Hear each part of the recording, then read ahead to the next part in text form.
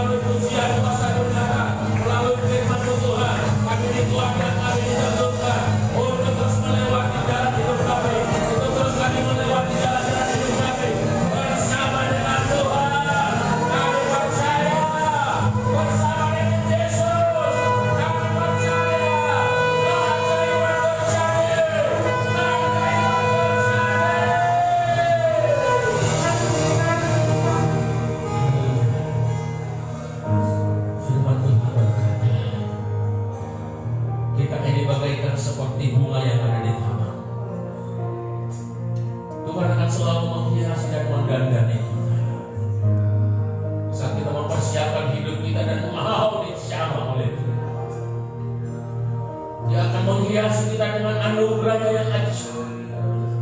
Dalam setiap jalan-jalan perjalanan kita melalui tantangan masalah apapun yang ada, kita percaya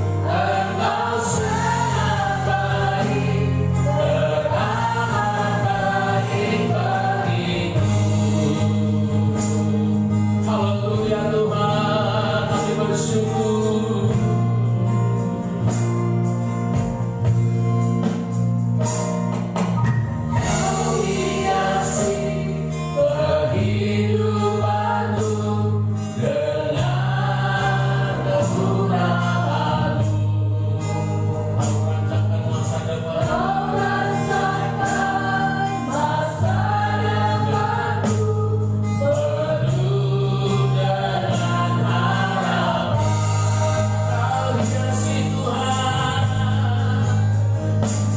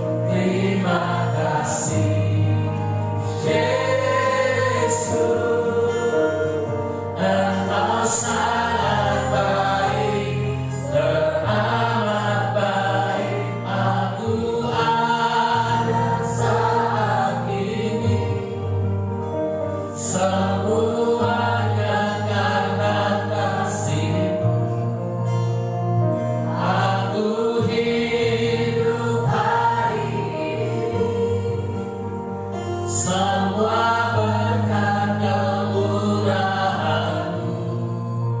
Terima kasih Yesus, Engkau sangat baik, beramal bersama-sama.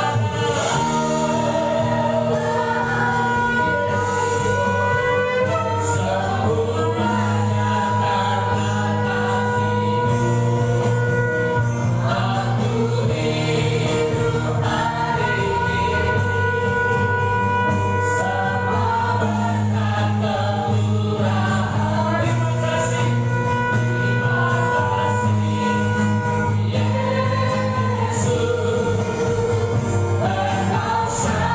baik,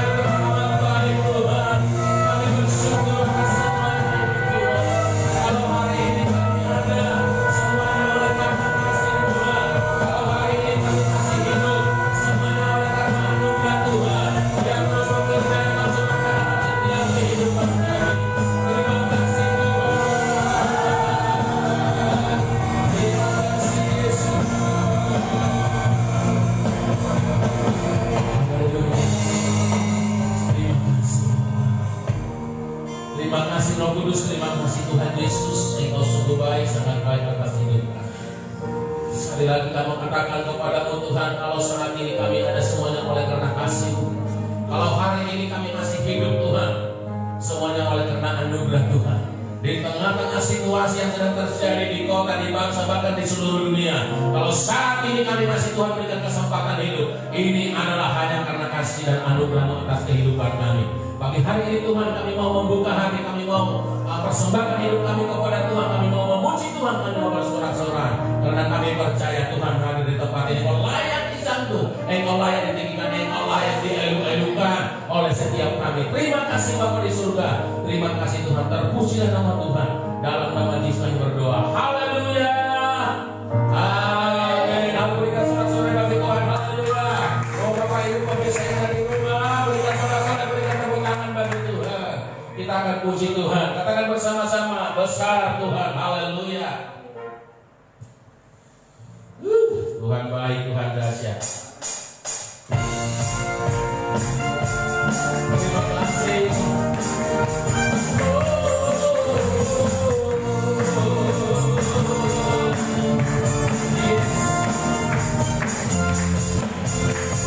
Bersama Tuhan dan layak dipuji. Bersama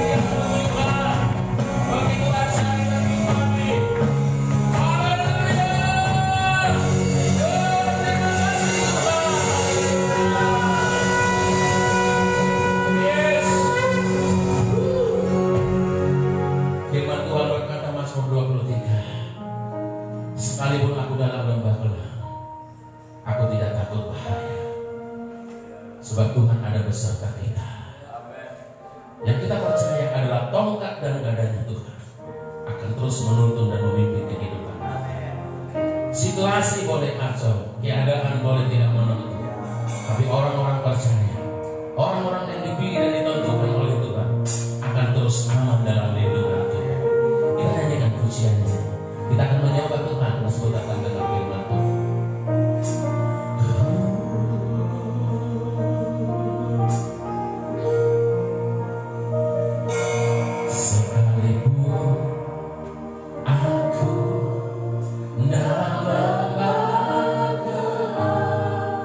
Ku tak takut sebab Kau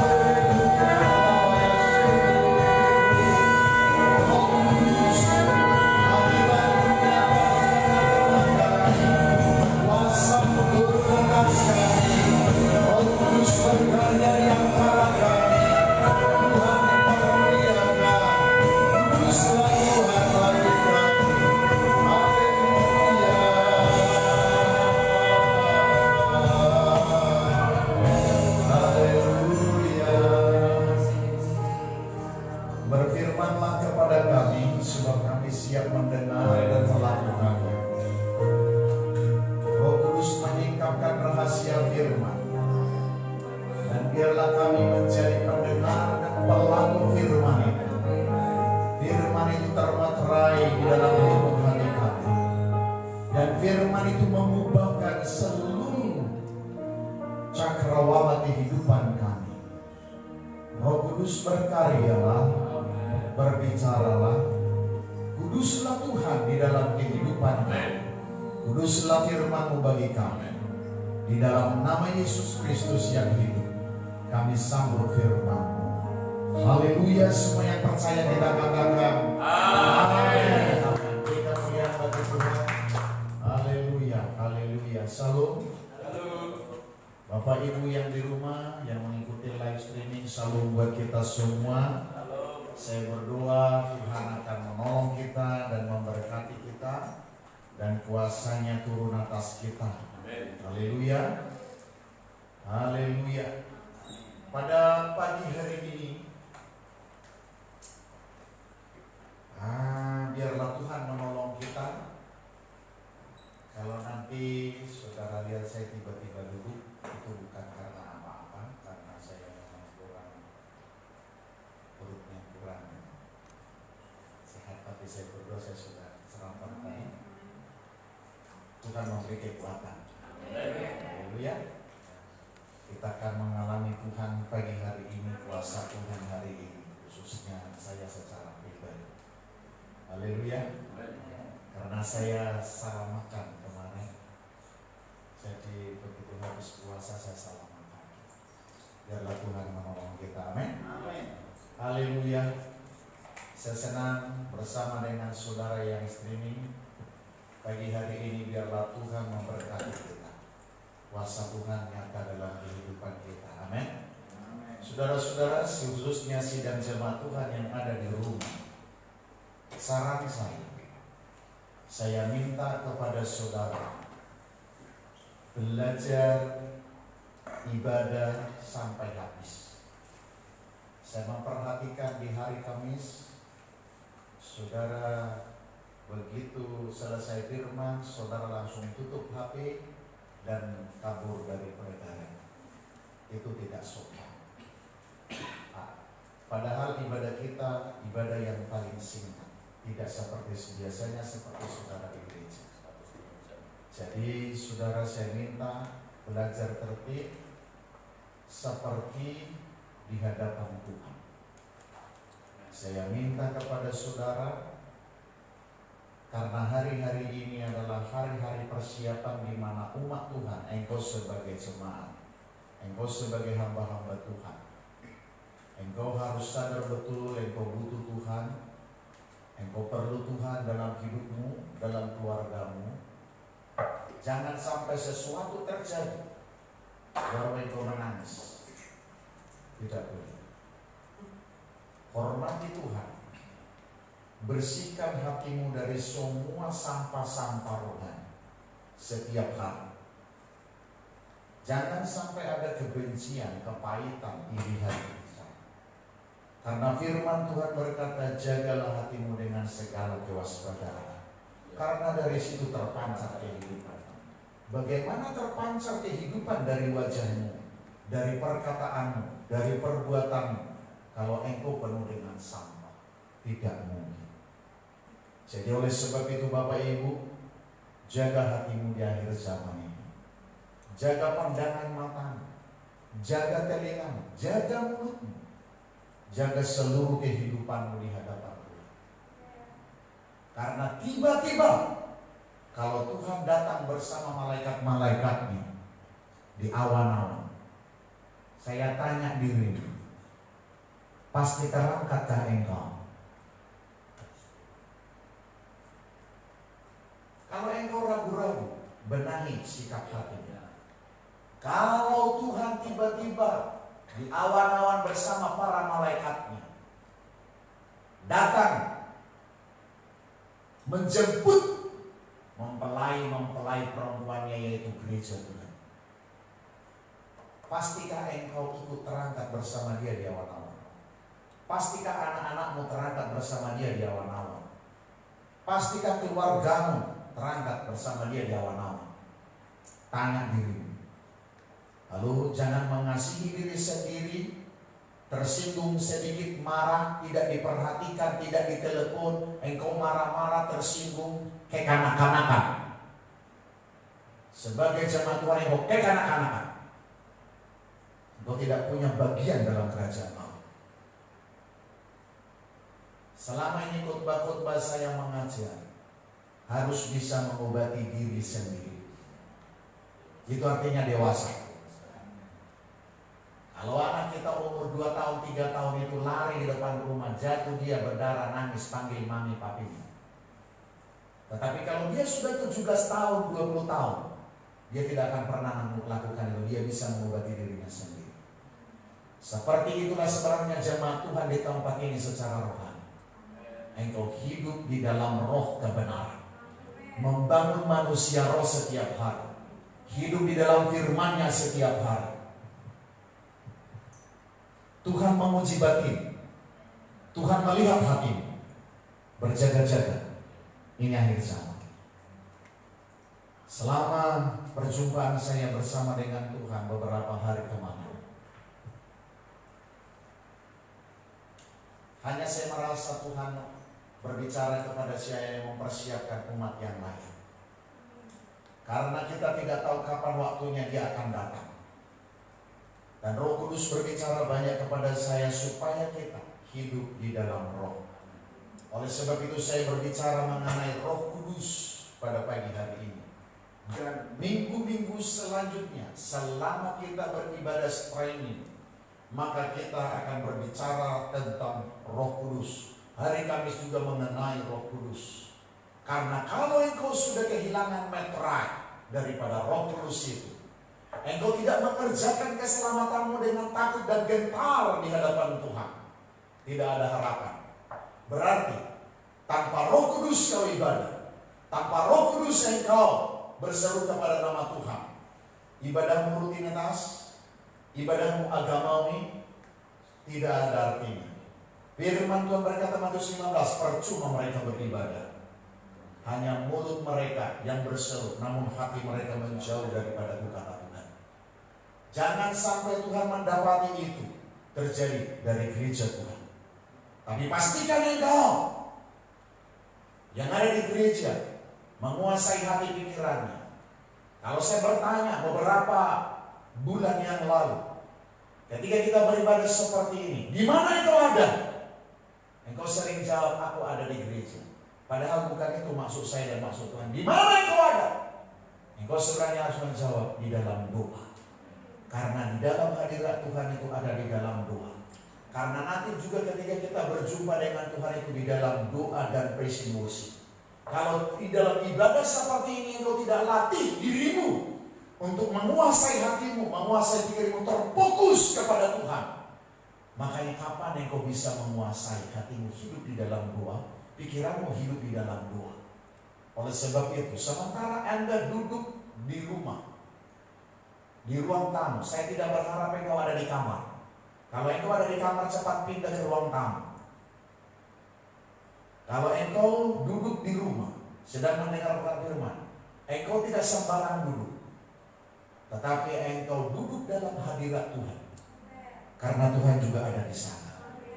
Itu namanya mempelai perempuan yang layak dinikahi oleh mempelai laki-laki. Saya mau berbicara tentang Roh Kudus. Saudara-saudara, Roh Kudus adalah pribadi dari Tritunggal. Roh Kudus diberikan setelah Yesus terangkat, dan Dia menjanjikan Roh Kudus kepada murid-muridnya. Tinggal di loteng Yerusalem. Aku akan mencurahkan Rohku dan kamu akan dipenuhi oleh Roh. Dan kisah para rasul, setelah Yesus naik ke surga, bagian para rasul setelah mereka berkumpul, dikatakan, kamu akan menerima kuasa kalau Roh Kudus turun atasmu, dan kamu akan menjadi saksi. Dengar baik-baik, kamu akan menerima kuasa kalau Roh Kudus turun atas kamu. Kalau Roh Kudus turun, lihat, dengar gereja Tuhan, kalau Roh Kudus turun atas kamu, Roh Kudus itu membuat engkau jadi saksi, bukan batu sandungan. Perkataanmu bukan perkataan yang hambar. Perkataanmu perkataan yang memberkati. Perilakumu, tindakanmu menjadi saksi, bukan batu sandungan. Bukan menjadi orang yang percuma beribadah. Tapi ketika Roh Kudus turun, pribadimu menjadi saksi, keluargamu menjadi saksi, usaha pekerjaanmu menjadi berkat bagi banyak orang. Itu yang Tuhan harapkan. Jadi saudara-saudara, berbicara tentang Roh Kudus, kita tidak bisa pisahkan dari sebuah oknum pribadi daripada Allah itu sendiri. Tanpa Roh Kudus, engkau dan saya tidak mungkin mengalami perubahan. Ingat ya, tanpa Roh Kudus, engkau tidak bisa mengalami perubahan. Kalau engkau lihat orang Kristen, kenapa hidupnya tidak berubah-berubah? Karena dia tidak punya kuasa Roh Kudus. Perhatikan kata-kata saya. Memang dia punya Roh Allah, tapi tidak punya kuasa Roh Kudus. Karena kuasa Roh Kudus itu harus kita kerjakan dalam hidup kita, bekerja sama dengan Roh itu sendiri. Tetapi ada Roh Kudus, diam, pakum, seperti patung di rumah. Jadi ingat, tanpa Roh Kudus tidak akan ada perubahan hidup. Hanya oleh kuasa Roh Kudus yang kita terima dari Bapa, dari Yesus yang dijanjikan ini, maka pola pikirmu berubah, sikap hatimu berubah, tujuan hidupmu berubah. Kalau engkau tidak hidup di dalam Roh Kudus, engkau akan berjalan di tempat, tidak ada perubahan, tidak ada pengalaman pribadi dengan Tuhan. Saya berdoa supaya engkau dan saya secara pribadi yang percaya kepada Tuhan, engkau hidup di dalam Roh Kudus-Nya. Tanpa Roh Kudus, kita tidak mampu, kita tidak bisa melakukan firman Tuhan. Ingat baik-baik. Tanpa Roh Kudus, engkau tidak mampu, engkau tidak bisa melakukan Roh Kudus. Ada banyak orang berkata, aku tidak mengerti firman Tuhan yang saya baca. Aku tidak bisa melakukan firman. Aku tidak sanggup, aku lemah. Memang ada firman Tuhan berkata, roh memang penurut tapi daging lemah. Tapi ingat, di balik semua itu, kalau engkau memiliki kuasa Roh Kudus, maka engkau akan dimampukan melakukan firman, dimampukan menghidupi firman, dimampukan menjadi serupa dengan Allah itu sendiri. Karena saya tahu, anak selalu semakin serupa dengan bapaknya. Saudara-saudara, Roh Kudus memberikan kita kemampuan melakukan firman Tuhan. Dari mana engkau mendapatkan Roh Kudus itu, kuasa Roh Kudus itu? Dari persekutuannya, dari firman-Nya. Firman yang kau renungkan, firman yang kau hidupi, firman yang kau deklarasikan, firman yang membuat hatimu penuh keyakinan kepada Tuhan. Firman itu menyelumuti seluruh tubuh jiwa rohmu setiap hari. Maka kuasa itu sedang turun atasmu. Dan engkau pasti tahu, Roh Kudus itu memampukan engkau untuk bisa melakukan firman Tuhan, menghidupi firman Tuhan. Tanpa kuasa Roh Kudus engkau tidak mampu. Makanya saya ulang sekali lagi, engkau tanpa kuasa Roh Kudus sebagai orang Kristen, engkau hanya rutinitas ibadah, engkau hanya agamawi ibadah. Orang yang agamawi dan rutinitas hidup sama seperti dunia, gampang tersinggung, marah-marah, suka sendiri. Kita lockdown kan sekarang, kasih tahu. Saya berharap engkau tidak mengisolasi mulutmu juga. Dan saya berdoa kepada Tuhan, mata rohanimu dicelitkan, tanpa Roh Kudus kita akan terputus. Tanpa Roh Kudus kita akan berputar-putar di padang gurun kehidupan kita. Sekali lagi saya katakan, tanpa Roh Kudus engkau akan berputar-putar di padang gurun kehidupan, mengasihi dirimu sendiri, melihat gambar dirimu sendiri yang jelek, tidak ada perubahan, dan engkau tidak punya move on di dalam Tuhan. Engkau jalan di tempat, engkau tidak tahu mau berbuat apa-apa, karena engkau mau berbuat sesuatu, engkau berpikir aku akan tetap seperti ini. Karena apa? Engkau tidak punya kuasa Roh Kudus. Tetapi kalau engkau punya kuasa Roh Kudus, engkau tidak mau berputar-putar di padang gurun. Roh itu akan menuntunmu. Roh itu akan membawamu keluar dari padang gurun itu, menikmati janji-janji Tuhan, menikmati berkat-berkat Tuhan dalam kehidupan. Jangan mau berputar-putar di padang gurun. Lihat dirimu. Apakah engkau berputar-putar di padang gurun? Saya berdoa, engkau sudah keluar dari padang gurun. Keluarlah dari padang gurunmu di dalam nama Tuhan Yesus. Saya berdoa, di perjanjian baru ini, di akhir zaman ini, Roh Kudus akan terus memimpin kita. Yang pertama tadi saya katakan, tanpa Roh Kudus tidak ada perubahan. Yang kedua, tanpa Roh Kudus kita tidak mampu, tidak bisa melakukan firman Tuhan. Yang ketiga, tanpa Roh Kudus kita akan berputar-putar di padang gurun kehidupan kita.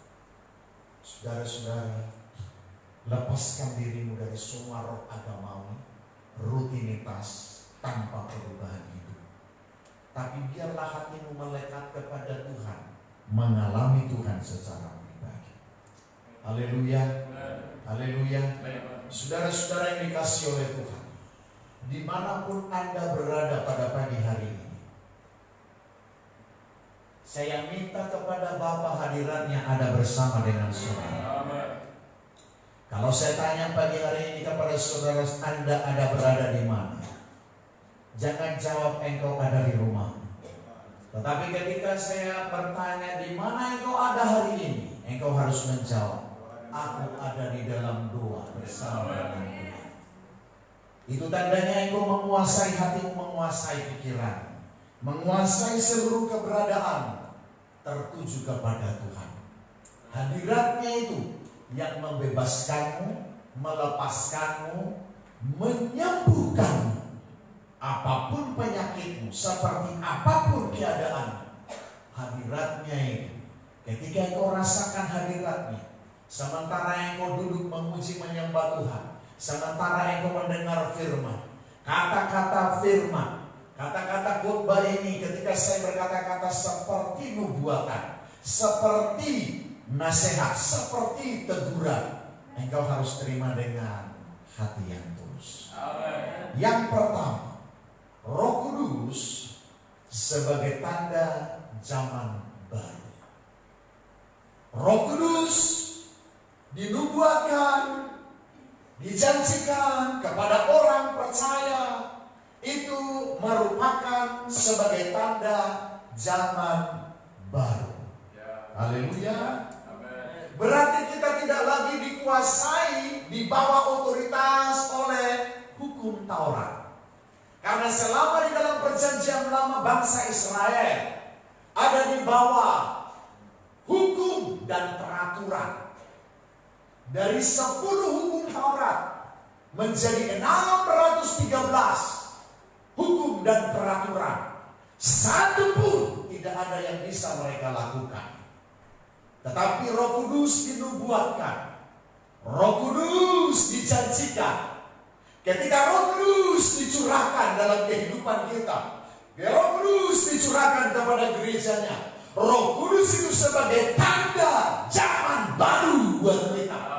Berarti hidupmu dimerdekakan dari kutuk hukum Taurat.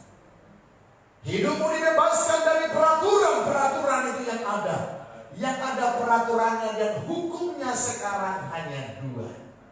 Kasihilah Tuhan Allahmu dan kasihilah sesama manusia. Perhatikan, kita tidak ada lagi di 10 hukum, kita tidak ada lagi di 613 hukum dan peraturan, tetapi Tuhan sudah membuat hukum itu menjadi 2. Makanya saudara-saudara, engkau dan saya harus berusaha hidup di dalam 2 hukum ini dengan benar. Jangan lagi engkau menjadi pemberontak, menjadi pelawan hukum itu. Karena Matius 6 ayat 14 berkata, kalau engkau mengampuni, Bapa juga akan mengampuni. Kalau engkau tidak mengampuni, Bapa juga tidak mengampuni. Berarti apa? Sesuai dengan kasih karunia dan responmu kepada kasih karunia itu, kuasa Tuhan dinyatakan. Saya berharap responmu semakin baik, positif, benar terhadap firman, terhadap janji-janji. Tuhan menolong kita bersama-sama. Roh Kudus sebagai tanda zaman baru buat kita. Yoel pasal 2 ayat 28. Yoel pasal 2 ayat 28 dan 29. Sudah dapat? Amin. Yoel 2, 28, 29. Kita baca bersama-sama. 3, 2 ya. Kemudian daripada itu akan terjadi bahwa aku akan mencurahkan rohku ke atas semua manusia. Maka anak-anakmu laki-laki dan perempuan akan bernubuat. Orang-orangmu yang tua akan mendapat mimpi. Teruna-terunamu akan mendapat penglihatan-penglihatan. Juga di atas hamba-hambamu laki-laki dan perempuan akan kucurahkan rohku pada hari-hari itu. Haleluya. Bukankah benar bahwa Roh Kudus sebagai tanda zaman baru? Waktu zaman di gereja Tuhan, zaman perjanjian lama, tidak terjadi itu bagi jemaat, hanya imam dan nabi yang berbicara bernubuat. Tetapi kitab Nabi Yoel menubuatkan, kemudian daripada itu akan terjadi bahwa aku akan mencurahkan rohku, perhatikan, atas semua. Tuhan tidak pilih kasih, tetapi Tuhan melihat sikap hati. Kalau engkau merindukan Dia, merindukan hadiratnya, merindukan kuasanya, merindukan pekerjaan roh itu mau terjadi dalam hidupmu, maka itu akan terjadi sesuai dengan kapasitas yang kau berikan kepada Dia. Makanya kitab Nabi Yoel berkata akan terjadi. Tuhan berkata, Tuhan Allah berkata, aku akan mencurahkan rohku ke atas semua. Katakan semua. Roh Kudus itu akan dicurahkan ke atas kita semua. Perhatikan, seperti apa yang dicurahkan itu? Laki-laki dan perempuan akan apa? Berarti bukan hanya nabi lagi, Bapak Ibu. Karunia nabi akan diberikan kepada orang percaya. Haleluya. Laki-laki dan perempuan. Terus kita melihat orang-orang yang tua. Haleluya. Orang-orang yang tua akan mendapat mimpi. Bukan mimpi bunga-bunga tidur. Bukan mimpi dikejar-kejar setan, tetapi mimpi di sini mimpi persekutuan dengan Tuhan. Lewat mimpi Tuhan membawa engkau kepada kebenaran. Lewat mimpi Tuhan membawa engkau kepada kehidupan. Lewat mimpi engkau mengenal jati diri Tuhan dengan baik. Ingat, Ketika Yakub di tepi sungai Yakub, dia bermimpi. Dia mimpi apa? Melihat malaikat turun naik dari surga, ada tangga. Mimpi yang bagus bukan? Dan di tepi sungai itu juga dia berbulan dengan malaikat Tuhan. Dan dengar, lewat mimpi itu namanya diubahkan menjadi Israel. Saya berharap penggenapan firman ini terjadi atas kita. Laki-laki dan perempuan akan bernubuat. Orang-orang yang tua akan mendapat mimpi. Teruna-terunamu akan mendapat penglihatan. Perhatikan, apa yang dinubuatkan kitab Yoel ini akan terjadi. Akan terjadi bagi gereja Tuhan. Akan terjadi bagi orang-orang percaya. Akan mengalami tanda-tanda heran ini. Makanya dengar, jangan menjadi orang Kristen yang biasa-biasa. Jangan puas kalau engkau sudah di gereja sekali seminggu, streaming sekali seminggu. No. Jangan batasi pekerjaan roh dalam hidup. 24 jam Tuhan berikan kepada kita. Anda dan saya juga harus ada dalam hadiratnya. Introspeksi diri. Kemanapun engkau melangkah, selalu bersama dengan Tuhan. Dan libatkan Tuhan dalam hidupmu secara pribadi. Libatkan Tuhan dalam keluarga. Libatkan Tuhan dalam usaha pekerjaan. Karena Roh Kudus sebagai tanda zaman baru dalam hidupmu, dalam keluargamu, dan untuk ke depan dalam perjalanan kita. Nabi Yoel juga berkata, juga ke atas hamba-hambamu laki-laki dan perempuan. Hamba-hamba di sini berarti budak-budak. Dikatakan akan kucurahkan rohku pada hari-hari itu. Akan kucurahkan. Perhatikan Bapak Ibu, tanpa batas. Jangan saudara berpikir, oh yang bisa bernubuat, yang bisa dapat mimpi, yang bisa dapat penglihatan hanya pendeta-pendeta. Tidak ada di Alkitab seperti itu. Tapi dikatakan semua orang. Haleluya. Tanpa batas, semua orang. Oh Tuhan, tolong kita supaya engkau juga terlibat di dalamnya. Jangan berkata kepada dirimu, oh itu bukan termasuk saya. Justru ketika engkau dengar khotbah ini, engkau harus berkata, aku mau ada di dalamnya. Aku mau bersama di dalamnya. Supaya terjadilah bagimu. Engkau bernubuat, engkau dapat mimpi, engkau dapat penglihatan. Dan kalau itu terjadi, betapa indahnya gereja Tuhan hidup.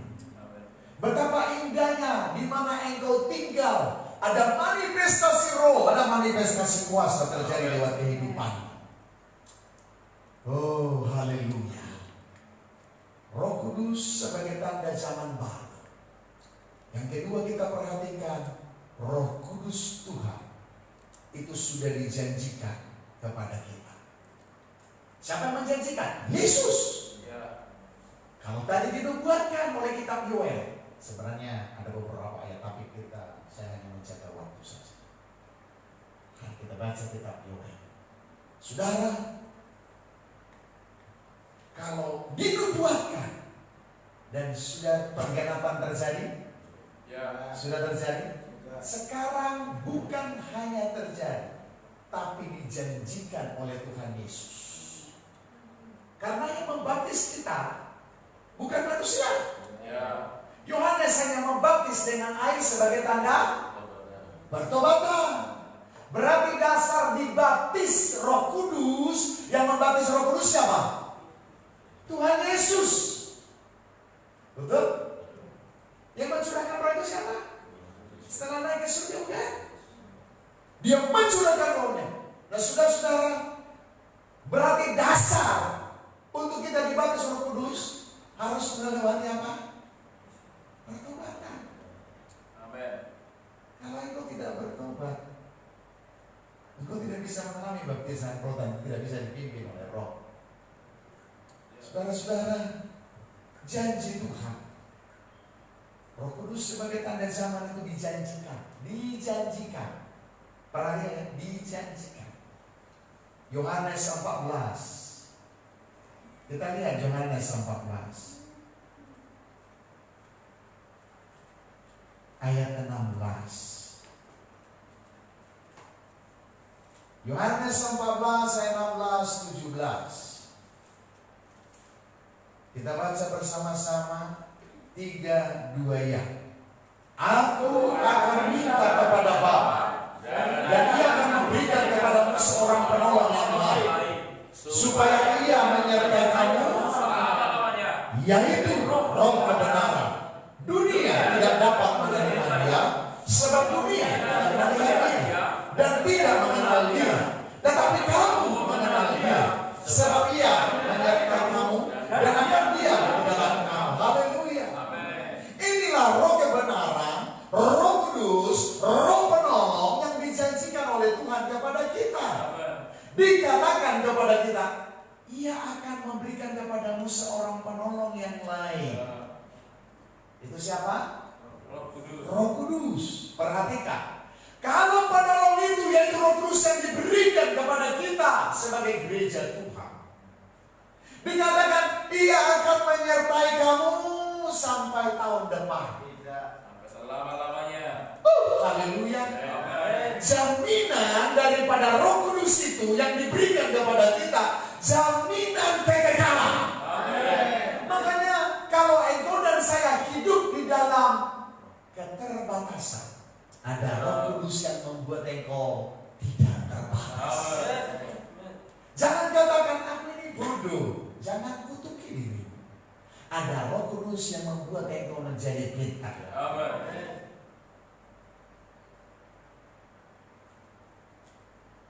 Akan memberikan kepadamu seorang penolong. Saudara butuh penolong? Ya.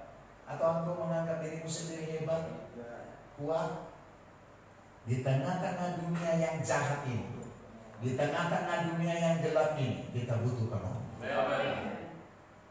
Anda dan saya terbatas, tetapi Dia yang dijanjikan diberikan kepadamu dan kepadamu tanpa batas.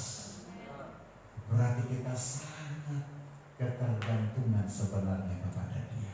Ya.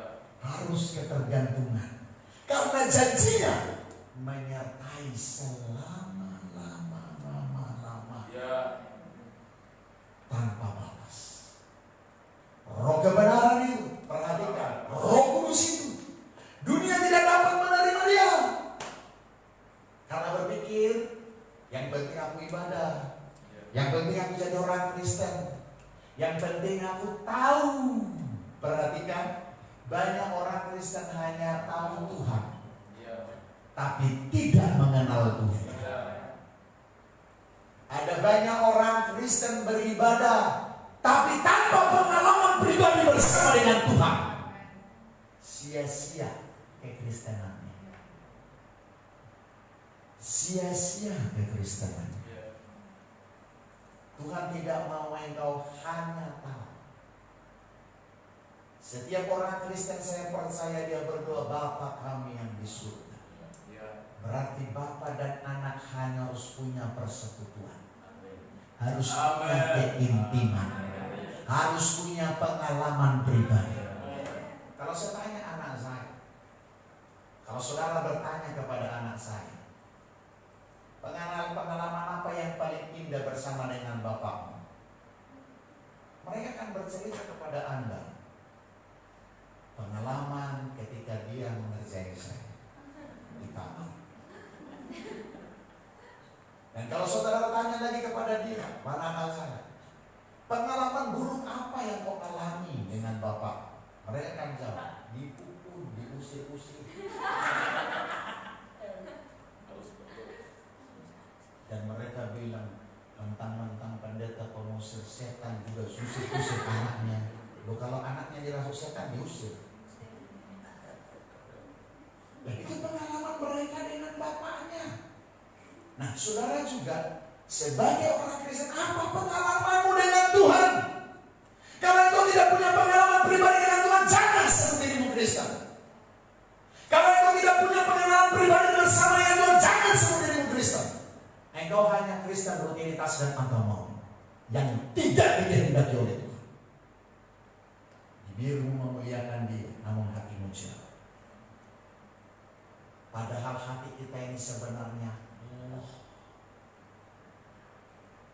di mana Allah menuliskan firman-Nya, menggoreskan tangannya di loh-loh hati kita, supaya engkau hidup sesuai dengan firman-Nya. Tuhan menjanjikan kepada kita roh kebenaran. Dunia tidak bisa menerima Dia, tidak mengenal Dia. Makanya mereka orang dunia hidup semuanya sendiri, sekehendak mereka sendiri. Selingkuh tidak apa-apa, zina tidak apa-apa, dosa tidak apa-apa. Tapi dia pergi ke gereja rajin.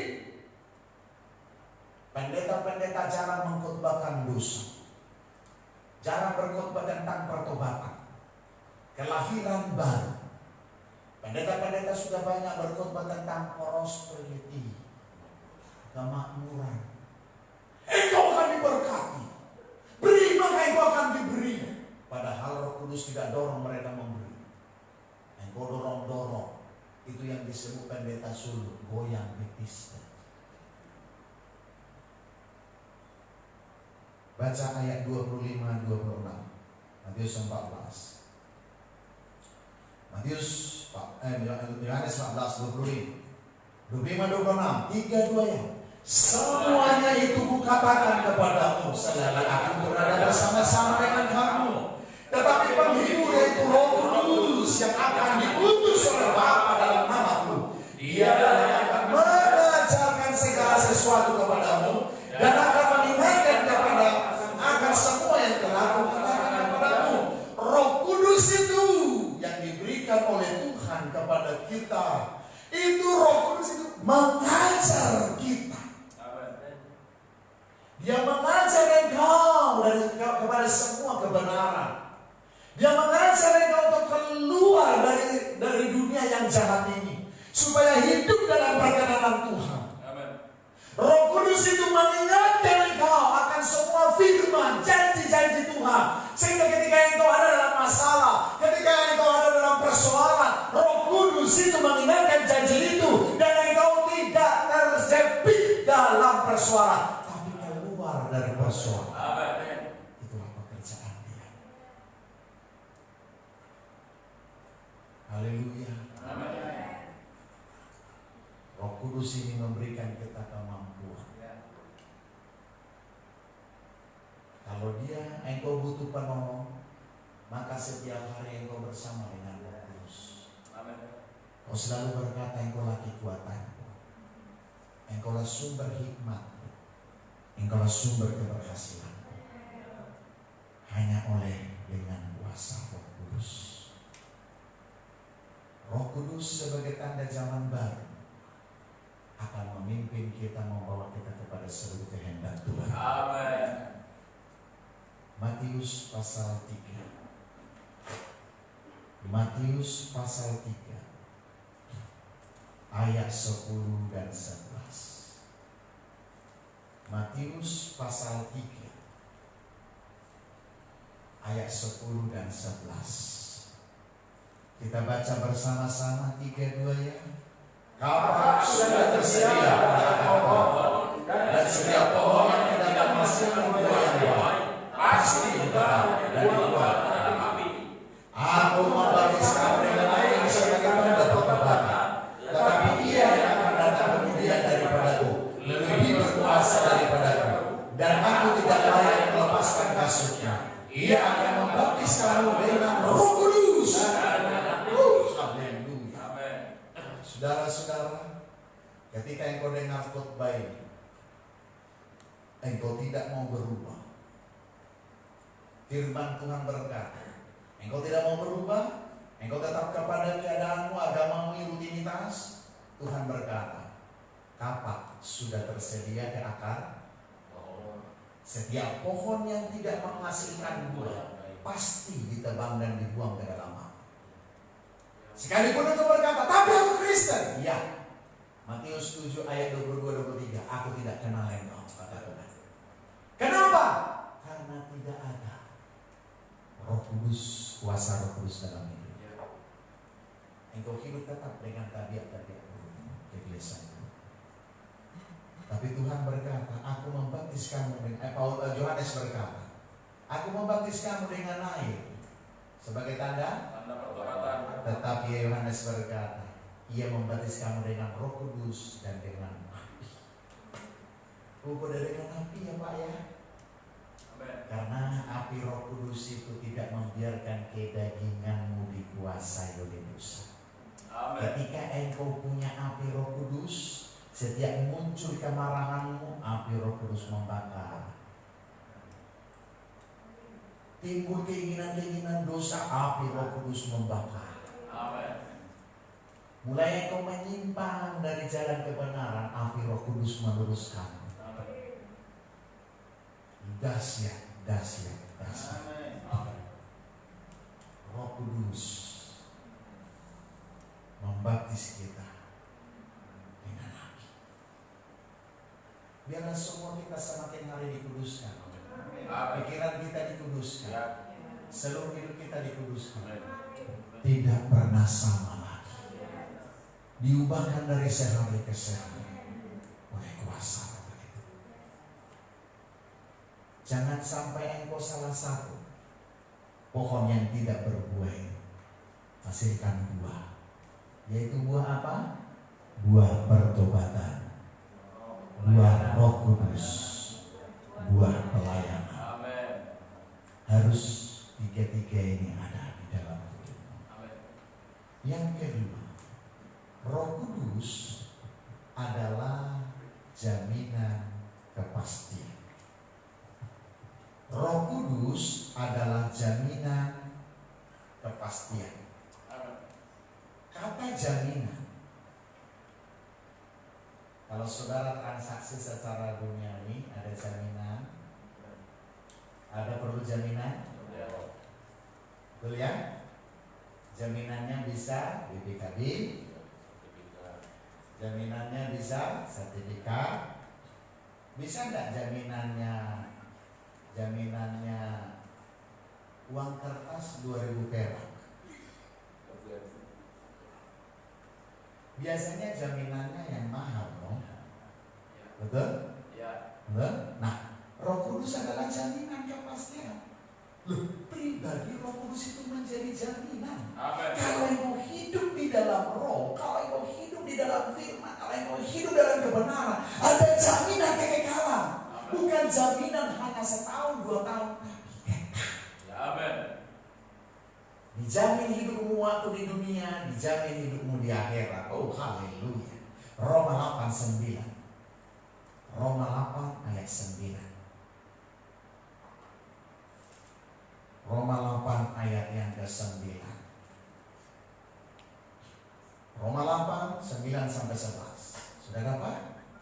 Sudah dapat? Amin. Mari kita baca bersama-sama Roma 8 ayat 9. 3 goyang. Tetapi kamu tidak hidup dalam daging, melainkan dalam, jika memang Roh Allah diam di dalam kamu. Tetapi jika orang tidak memiliki Roh Kristus, ia bukan milik Kristus. Tetapi jika Kristus ada di dalam kamu, maka tubuh memang mati karena dosa, tetapi Roh adalah kehidupan karena. Dan jika Roh Dia yang telah membangkitkan Yesus dari yang telah mati diam di dalam kamu, maka Ia yang telah membangkitkan Kristus Yesus dari yang telah mati akan menghidupkan juga tubuhmu yang panah oleh Roh-Nya yang diam di dalam. Roh Kudus adalah jaminan kepastian. Perhatikan ayat 9 bagian B. Tetapi jika orang tidak memiliki Roh Kristus, ia bukan milik Kristus. Berarti tanda, perhatikan ini. Tanda engkau milik kepunyaannya Tuhan adalah apa? Roh Kudus. Kalau engkau tidak memiliki Roh Kudus, engkau bukan milik Kristus. Ya. Haleluya. Amin. Ketika Yakub dengan pamannya siapa? Yakub pamannya siapa? Edi Yohanes. Siapa? Laban. ketika Yakub dan Laban pamannya mau berpisah, dia minta satu hal. Dia bilang begini, paman, aku akan berpisah dengan paman. Ini gembala-gembala kita berantem terus, tidak ada kedamaian, tidak ada ketenangan. Terus satu saat dia minta begini, paman, kalau kambing yang berbelang-belang itu milik saya, tapi kambing mulus-mulus itu punya paman. Laban bilang, silahkan. Sebuah kain, ketika kambing domba ini mau minum, ditaruh kain itu di situ. Setiap kambing ini minum, kambing perempuan pasti melahirkan domba bintik-bintik. Dan beberapa bulan tahun kemudian kambing dombanya berbintik-bintik 90%. Dan ketika dia mau pamit kepada pamannya Laban, paman, aku berangkat. Sudah kutinggalkan apa yang menjadi bagian paman, aku bawa semua menjadi bagian. Lu kok sedikit sekali? Kan sudah janji paman, yang bintik-bintik itu punya saya. Coba paman lihat, ada yang mulus, sudah semua bintik-bintik. Yakub menandai apa yang menjadi kepunyaannya. Betul? Perhatikan, Tuhan juga menandai siapa yang menjadi miliknya. Sekalipun engkau beribadah, sekalipun engkau di gereja, belum tentu menjadi milik Kristus, kepunyaan Kristus. Karena ada tandanya. Apa itu? Kuasa Roh Kudus. Kalau engkau tidak hidup di dalam Roh, engkau bukan milik kepunyaannya. Tetapi jika orang tidak memiliki Roh Kristus, ia bukan milik Kristus. Ada tanda. Pak, Bu, engkau punya tanda atas anakmu? Suaranya bisa, andang-andangnya bisa, rambutnya bisa, suaranya bisa. Betul? Ada tandanya mereka adalah anak kita. Dan anak selalu balik ke rumah. Dan anak selalu bersama dengan bapaknya. Kalau engkau dalam 24 jam ada bersama dengan Bapa di surga, atau engkau sibuk dengan dunia, tidak ada persekutuan dengan Tuhan, berarti engkau bukan milik kepunyaan Tuhan. Engkau domba liar. Kalau saudara baca Yohanes pasal 10, dombaku mengikuti aku, dombaku mendengarkan suaraku. Aku menuntut dombaku ke rumput yang hijau. Kalau domba berarti nurut, taat, ngikut, bukan memberontak. Perhatikan ayat 10. Tetapi jika Kristus ada di dalam kamu, jika Kristus ada di dalam kamu, maka tubuh memang mati karena dosa. Tetapi apa? Oh, ada kehidupan. Engkau tidak kehilangan apa-apa. Amin. Roh itu menghidupkanmu. Roh itu menghidupkanmu. Roh itu menjamin kehidupanmu. Ayat 11 itu janji. Kalau Roh Allah membangkitkan Yesus dari antara orang mati, Roh yang sama diam tinggal di dalam kita. Roh itu juga membangkitkan tubuh kita yang lama ini. Sehingga kita bisa berkata, bukan karena kuat dan gagah, melainkan oleh Roh Tuhan di dalam aku. Engkau kuat seperti pujian kita tadi. Aku ada hari ini semua karena kemurahan-Mu. Aku hidup hari ini semua karena kasih-Mu. Terima kasih. Kalau engkau sadar, aku ini hidup bukan karena nasi menggono, bukan karena samsa, bukan karena roti, vitamin dan lain sebagainya. Aku hidup karena Tuhan. Maka engkau sebagai orang Kristen berterima kasih kepada Tuhan. Layaklah engkau sebenarnya belajar mengenal Tuhan. Layaklah engkau sebenarnya mengalami Tuhan setiap hari.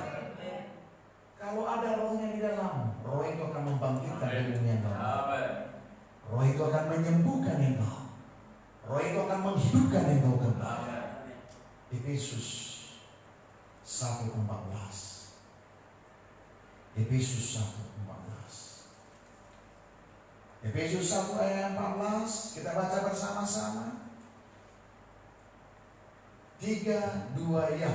Dan Roh Kudus itu adalah jaminan bagi kita sampai kita memperoleh seluruhnya, yaitu penebusan yang menjadikan kita milik Allah untuk memuji kemuliaan-Nya. Roh Kudus adalah jaminan kepastian untuk memperoleh harta rohani yang Tuhan sediakan, untuk memperolehnya seluruhnya, bukan sebagian.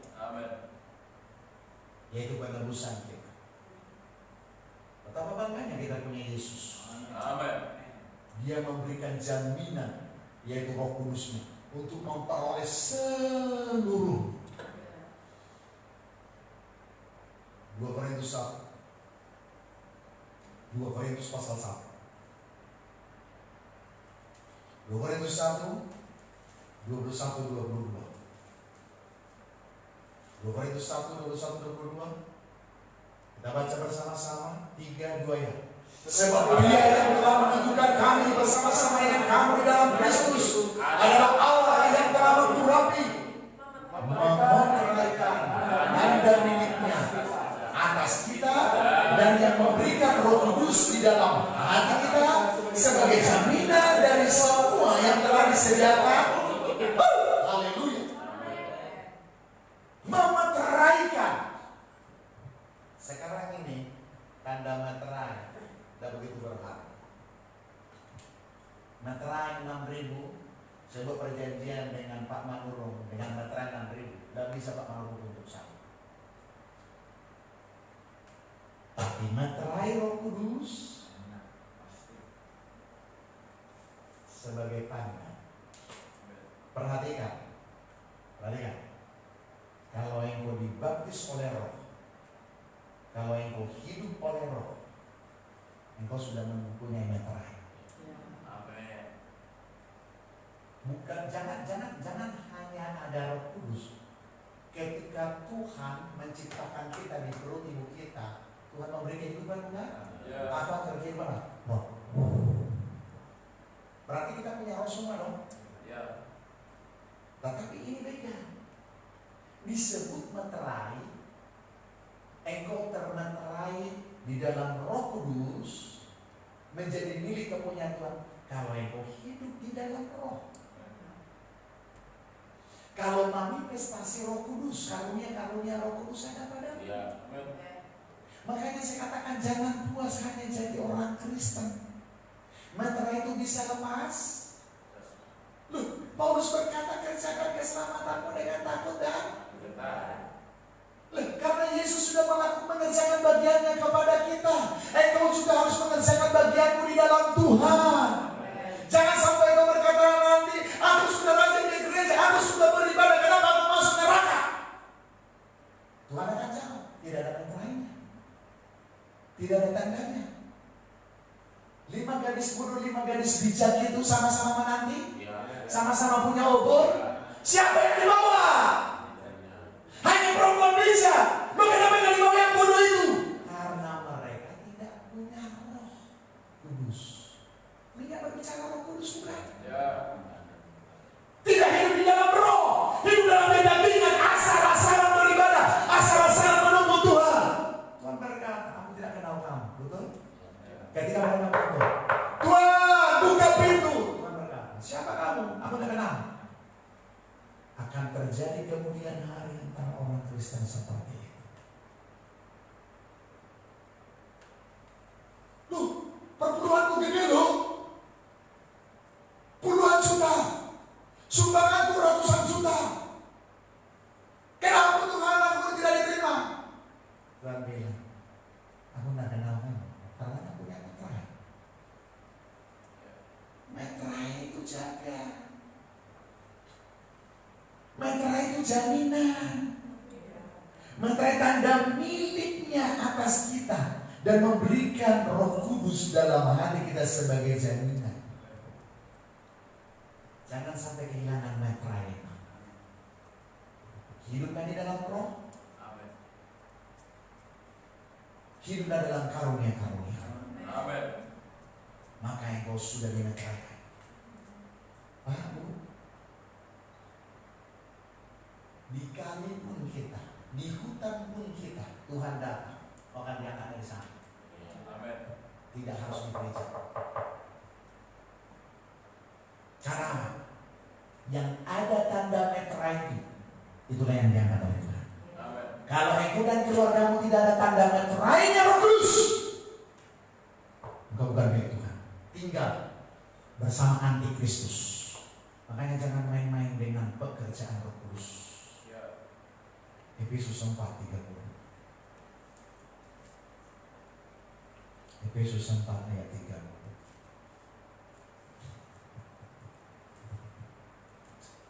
Haleluya.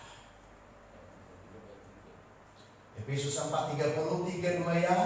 Dan janganlah kamu mendukakan Roh Kudus Allah yang telah memeteraikan kamu ke jalan dari 31.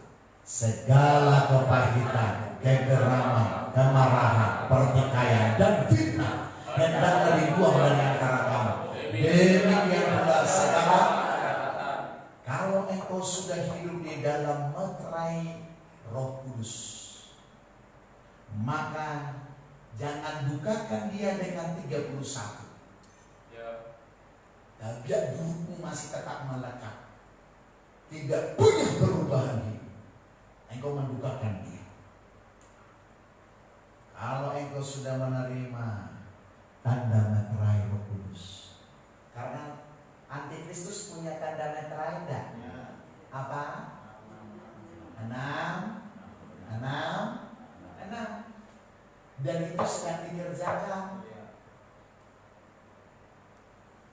Kalau engkau sudah punya tanda meterai Roh Kudus, tidak ada lagi meterai yang lain yang bisa engkau terima selain daripada meterai Roh Kudus. Haleluya. Buang segala kepahitan, kegeraman, kemarahan, pertikaian, fitnah. Buang. Saudara mengerti buang? Saudara mengerti buang? Sama seperti meludah. Engkau tidak bilang eman. Kalau sudah engkau buang.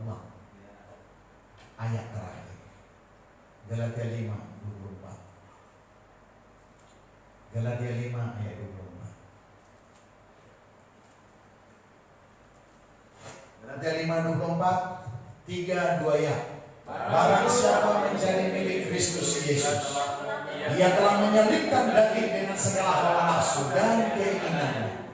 Barang siapa menjadi milik Kristus Yesus, barang siapa yang sudah dimeteraikan, barang siapa yang sudah menjadi milik kepunyaan Tuhan, maka dikatakan apa? Katakan salibkan. Salibkan. Apa yang disalibkan? Keinginan daging dan hawa nafsu setiap hari. Bukan sekali seminggu, setiap hari. Amin. Saudara-saudara, maka Roh Kudus ini akan nyata dalam kehidupan kita. Meterainya semakin jelas.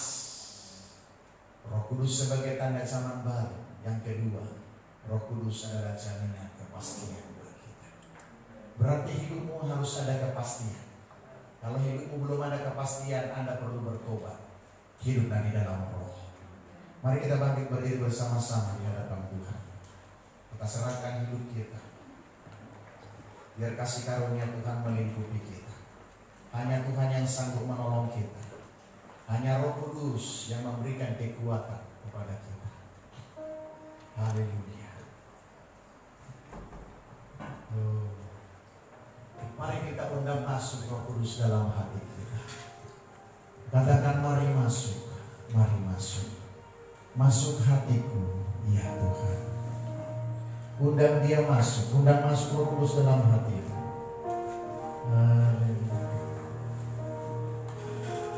Oh Tuhan, terima kasih. Mari masuk, mari masuk. Berdoa paling tidak engkau berdoa bersuara didengar oleh telingamu. Mari masuk. Undang dia masuk hatimu. Mari masuk.